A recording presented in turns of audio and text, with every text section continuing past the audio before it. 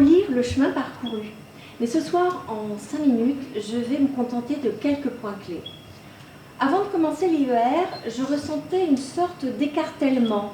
D'un côté, j'avais une vie spirituelle et ecclésiale nourrissante qui m'avait amenée à m'engager auprès des plus pauvres, des sans-abri, et aussi en aumônerie d'hôpital.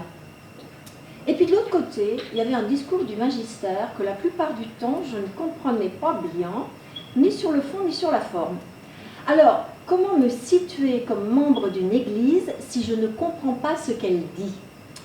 C'est ce besoin de comprendre et de cohérence interne qui m'a amené à m'inscrire à l'IER.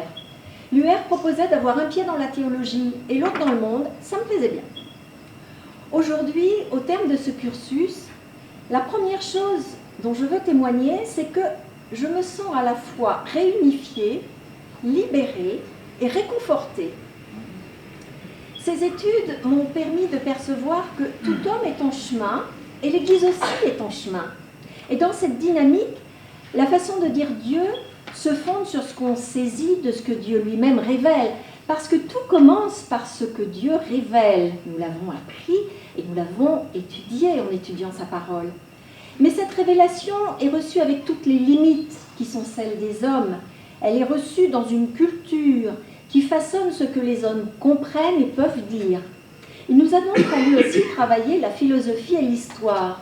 Et ça, cela m'a enrichi bien au-delà de la théologie. J'ai découvert aussi que la théologie est polyphonique. Comme dans un chœur, la spiritualité propre à chacun, la culture propre à chacun, l'expérience de chacun donne une tonalité particulière qui vient enrichir l'œuvre commune. Cette pensée s'est construite au fil du temps, elle continue à se construire. Et bien sûr, comme dans tout autre domaine, il faut du temps pour qu'une idée nouvelle soit acceptée. C'est vrai aussi dans l'Église. Son histoire en témoigne.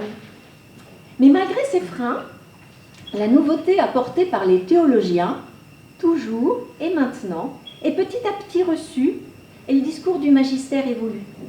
Le grand souffle de Vatican II, que nous avons bien étudié aussi, en est la preuve. Et le récent synode sur la famille nous montre que le mouvement se poursuit. Tout cela me donne une grande espérance, une grande confiance dans l'Esprit Saint à l'œuvre dans nos vies, dans l'Église et dans le monde. Ces études à l'IER ont donc réunifié en moi intellect et spiritualité. C'était vraiment ce que je cherchais. Le Seigneur fait le premier pas, nous recevons, avec tout ce que nous sommes, dans un dialogue entre foi et raison.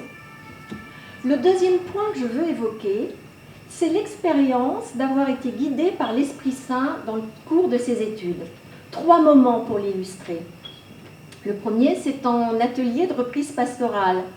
J'avais choisi de travailler sur 2 engagements que j'avais à l'époque, auprès des sans-abri et comme animatrice d'un groupe de Lectio Divina. J'étais restée très frustrée à la fin de cet atelier de reprise de ne pas saisir ce qui le reliait alors que j'étais convaincue qu'il l'était. Plus tard, pendant le cours de Trinité, j'ai été émerveillée de découvrir la théologie du Samedi Saint de Hans Urs von Balthasar. C'est une de ces expériences où d'un seul coup tout s'éclaire. Plus tard encore, je devais trouver un sujet de mémoire et je n'avais aucune idée. Je me creusais la tête, rien ne venait. Et d'un seul coup, ça a été l'évidence. Le lien entre les personnes sans abri, le groupe de Lectio Divina et la théologie du Samedi Saint de Balthasar, c'est la relation. La relation et l'absence. La relation malgré l'absence. J'avais mon sujet de mémoire. Je suis certaine que c'est le Seigneur lui-même qui m'a guidée dans ce cheminement au fil de ces années. Tout ce qui me semblait éparpillé et sans lien s'est finalement révélé très cohérent. Je ne veux pas terminer cette brève relecture sans évoquer l'aventure de la vie à l'IER. Cette communauté que nous avons vécue pendant ces quelques années, bien sûr avec la bienveillance des enseignants, les liens qui se sont créés avec les autres étudiants, mais aussi cette expérience à l'ouverture aux autres, à la différence, car car où ailleurs aurais-je pu confronter mon regard avec celui de jeunes religieuses qui pourraient être mes filles et qui viennent de l'autre bout du monde? Et nous avons eu les témoignages. Aujourd'hui, je suis toujours engagée en paroisse. Il y a 3 ans, j'ai arrêté l'aumônerie de santé pour accepter une responsabilité au sein du Secours catholique. Question emploi du temps, je n'ai pas gagné au change. Mais quelle belle occasion de pouvoir à la fois mettre en pratique la réflexion sur la relation, la doctrine sociale de l'Église, et de l'autre côté, penser cet engagement pour le mieux vivre ensemble. Sujet dont l'actualité tragique récente nous rappelle la nécessité vitale. Articuler réflexion et action, c'est tout l'enjeu.